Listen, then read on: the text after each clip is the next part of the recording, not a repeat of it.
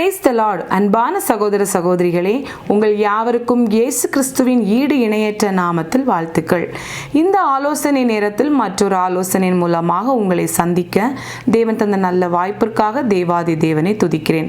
இந்த நாளின் ஆலோசனை பகுதியை பார்க்கலாம். ஒரு நிமிடம் உங்களுக்கு பிடித்தமான ஒரு கலரை நினைத்து வைத்துக் கொள்ளுங்கள்.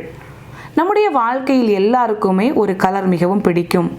ஆகவே எந்த பொருளை வாங்கினாலும் நம்முடைய ஃபேவரட் கலரில் தான் வாங்குவோம். துணிமணிகளை வாங்கினாலும் சரி, நமக்கு தேவையான வண்டிகளை வாங்கினாலும் சரி, சின்ன சின்ன பொருட்களை வாங்கினாலும் நமக்கு பிடித்தமான கலரில் தான் நாம் வாங்குவோம். நம்முடைய நண்பர்களும் நமக்கு பிடித்தமான கலர் என்ன என்பதை கேட்டறிந்து அதற்கேற்ற அழகான கிஃப்ட்களை தருவார்கள்.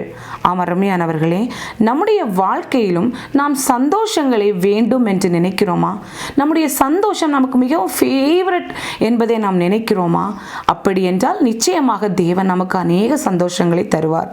அதே நேரங்களில் அநேக நேரங்களில் நாம் சோகங்கள் நம்முடைய வாழ்க்கையில் நடந்து கொண்டிருக்கிறது, ஆகவே நான் சோகமாக இருக்கிறேன், என்னுடைய வாழ்க்கையின் சோகங்களையும் கவலைகளையும் யாராலும் மாற்ற முடியாது என்று நினைத்து ஏங்கிக் கொண்டிருந்தால் நிச்சயமாக அநேக கவலைகள் கூடிக்கொண்டேதான் இருக்கும்.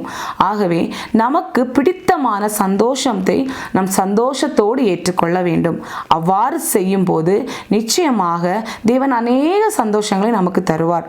நம்முடைய வேத புத்தகத்தில் பிலிப்பியர் 4ஆம் அதிகாரம் 4வது வசனத்தில் கர்த்தருக்குள் எப்போதும் சந்தோஷமாக இருங்கள், சந்தோஷமாக இருங்கள் என்று மறுபடியும் சொல்லுகிறேன் என்ற ஒரு அழகான வசனத்தை கூறியிருக்கிறார். கர்த்தருக்குள் மறுபடியும் நாம் சந்தோஷமாக இருக்கும்போது நம்முடைய வாழ்க்கையில் தேவன் அநேக ஆனந்தங்களையும் சமாதானங்களையும் சந்தோஷத்தையும் நமக்கு தருவார். மீண்டும் அடுத்த வாரம் வேறொரு ஆலோசனையோடு உங்களை நான் சந்திக்க இருக்கிறேன். தேவன் தாமே நாம் அனைவரையும் ஆசீர்வதித்து வழி நடத்துவாராக. ஆமேன்.